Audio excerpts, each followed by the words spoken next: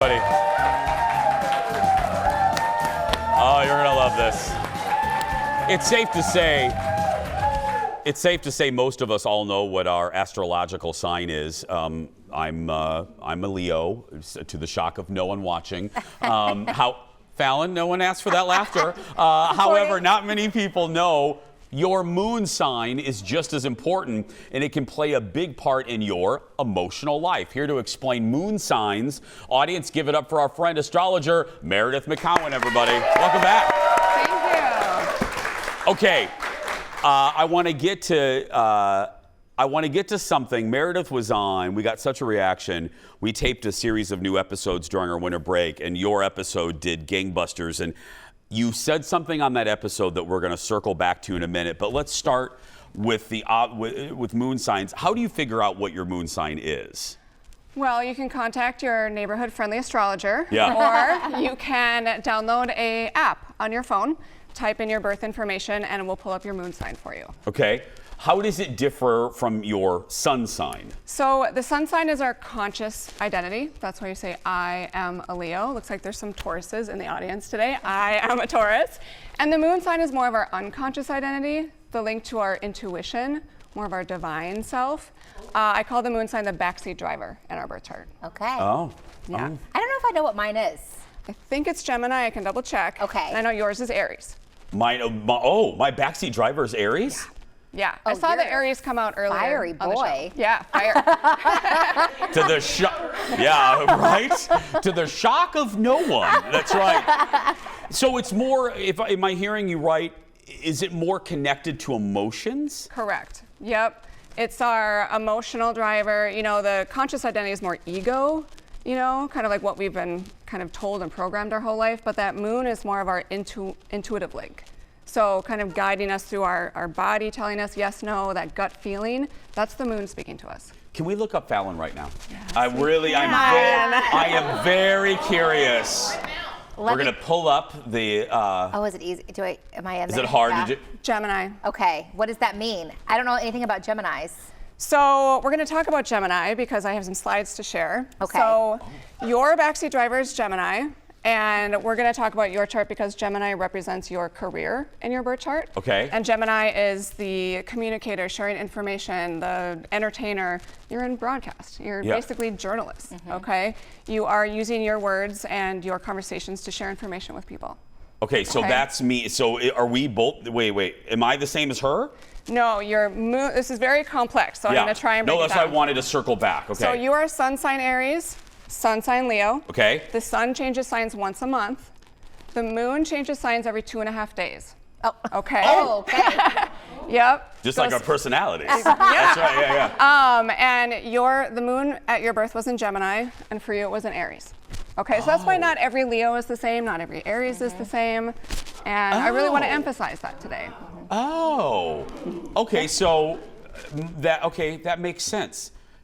With who I am, that tracks with you too. Don't you think? Yeah, I think so. Yes. I mean, your personality. Yeah, I feel like my sun sign is an Aries. Everything tracks always, and then what you say is my moon sign. That feels right as well. Yeah. Okay.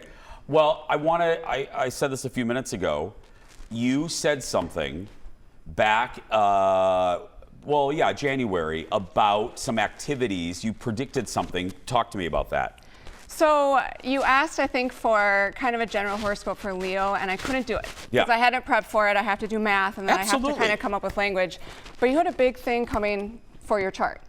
And what was coming, we talked about the planet Jupiter was going to activate your chart. So Jupiter is in Gemini right now. And I have a slide to share. I don't know if you can show it on the screen. Okay, these are the birth chart basics. This is a very complex craft, and I try to simplify it as much as I can.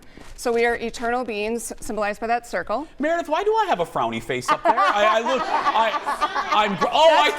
Oh my God, I look like Mr. Yuckmouth. I was like, why? Is that me after like a long time at the bar, or what is that? Okay, I'm sorry. Go ahead. That's the glyph for I'm sorry. Gemini. Meredith, please continue. Yeah. Okay, so we are eternal beings with a circle here, and then there's a cross inside every birth chart. Okay. And where the lines on that cross meets the circle are called, I'll call them hot spots in our birth chart. And if you look at that, there's no Leo there. okay? There isn't. No, so these are the hot spots in your birth chart, okay? And the top of the chart is representative of our public life, typically our career, which is connected to our private life, kind of our home base, which is the bottom of the chart.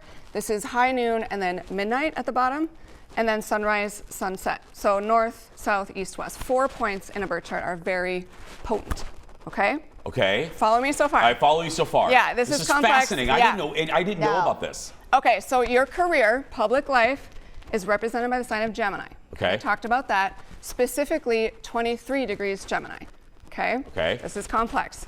As I speak right now, the planet Jupiter is at 21 Gemini, and in 8 days, he will be at 23 Gemini, symbolizing a big, possibly career shift or expansion, and also connected to your home base part of the chart. And I've seen on social media that you might have a new house you're moving into. Well, yeah, I moved and I did not, when you were here, 2 things. First of all, I think Meredith Vieira also did my chart yesterday. That joke was for the crew. Because Meredith Vieira didn't spoil, but she released news that we weren't ready to, that the show is expanding in the fall to more cities around the country. So that happened. And then number 2, I didn't know in January when you were here, well, we taped in December, that I was going to move into a house. I did not know that. I had no plans on it. Jupiter Colin did, but I had no plan. Yeah. Well, that's interesting because I don't know if we can show the slide again, but there's the other axis of the chart is kind of the me and the we. And the we part of your chart is very active right now as well. So again, no Leo there. That's why it's hard to just do a general. I want to ask what that means. Stay right, we'll be right back. More with Meredith. Stay with us, everybody. Stay with us. Back in a moment. That's interesting. But I didn't know. I honestly had no. Meredith McCowan from Earthling Astrology is our guest. We'll put all the contact info on our socials. Jason Show TV. Okay. You brought up something that connects the graph that we went to break with. Well, I was curious because on Jason's graph, there was one that said me and it said Virgo, which just caught my attention because my daughter is, I remember we spoke and you're like, you should look at your kids because it can help you with things. Mm-hmm. And so I don't know anything about Virgos. So I saw that you have that as your me. And that is what my daughter's sun sign is. So what does that mean? So we talked about kind of like the public part of the chart and the private. That's the top and the bottom. And then the chart is split. So one side of it is more about the me. So if you do read horoscopes, you should be reading the rising sign in your chart for you as Virgo. Okay? And the opposite of that is the we. So typically anything that affects your career will affect your home. And if you're in a partnership or a relationship, even with family, if something affects someone you love, it's going to affect you. It's all connected. Okay? So, Jason, you are a Leo, but there's a lot going on in Pisces and Gemini, and those are hot spots in your chart. Okay? Is that bad or good things? I think everything's good. Okay. I know, I don't want to spread fear or paranoia, and studying this craft, you can get a little nervous with some of the symbolism, but I view everything in life happening for us instead of to us. So all about development and growth and evolution. Oh, okay. Well, I love, if people missed it, again, I think a great learning moment is don't just read, my whole life I've only read Leo in my horoscope. So you're telling people also look at the me. Yep, it's called the rising sign, which means this is the sign that was rising on the horizon the moment you took your first breath. So that's kind of the energy you're pumping out. And we're talking about Virgo, and your daughter's sun sign, you said. Mm-hmm. Virgo is kind of the sign of perfectionism. So you have a perfectionist streak somewhere. I don't know, probably an eye for detail as well. Oh, yes, that is him to a T. Yeah, eye for detail. He'll notice a tiny light bulb out that I would never see. Yep. Thomas!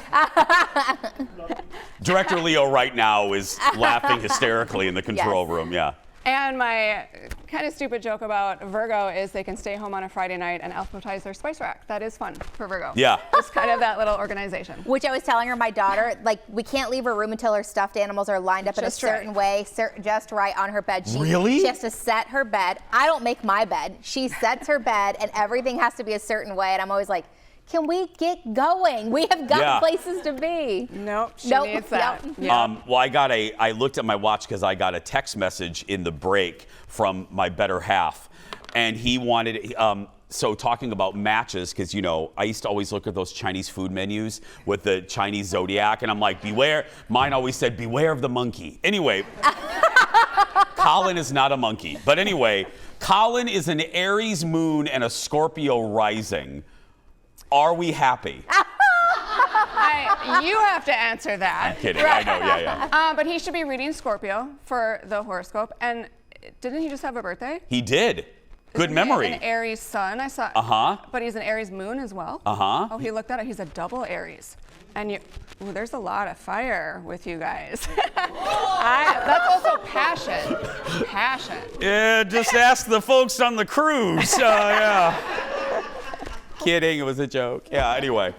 So within your partnership, Aries is really the sign of the self and the me. You would need, to keep your individual identity within partnership, which I think is very important for everybody. Do you know what Jake is? Well, I don't know like all the other things, but you and Colin are the exact opposite, because Jake is a Leo and I'm an Aries. Yes. And Colin is an Aries and you're a Leo. Yeah. Ooh, okay. So, and because you said your husband and Jason might not have a lot in common, but No, you I can don't see think with so. those birth chart basics, different hotspots. Yeah. 30 degrees of Leo. And if you look at the chart, anything below the horizon, if you can eyeball your birth chart, is thought to be a more introverted person. And if you had more planets above the horizon, that's that straight line in the birth chart, you're more extroverted. Yeah, I feel like that's the difference. I think Jake's really quiet and like a more introverted person. Maybe he was born at night.